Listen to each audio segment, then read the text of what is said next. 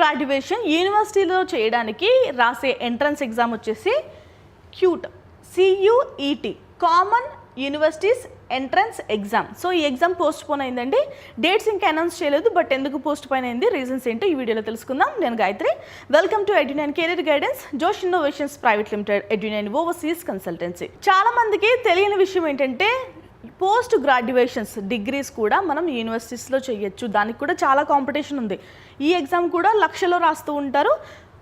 Degrees చాలామంది ఈ రోజుల్లో చాలా చిన్నగా చూస్తున్నారండి, బట్ యూనివర్సిటీస్లో చేసిన డిగ్రీస్కి చాలా హై ప్రయారిటీ ఉంటుంది. ఓకేనా?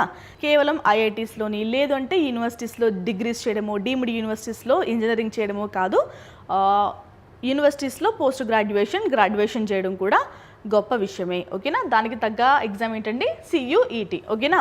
అసలు ఎందుకు పోస్ట్ పోన్ అయింది, కొత్త షెడ్యూల్ గురించి మాట్లాడుకుందాం. ఓకే, యాక్చువల్గా ఈ ఎగ్జామ్ వచ్చేసి May 28న జరగాల్సిన ఎగ్జామ్ ఇది, బట్ పోస్ట్ పోన్ అయింది. ఓకే, పోస్ట్ పోన్ అయింది. ఒక షిఫ్ట్లో కాదండి, 2 షిఫ్ట్స్ ఎగ్జామ్స్ కూడా పోస్ట్ పోన్ అయినాయి. ఓకేనా?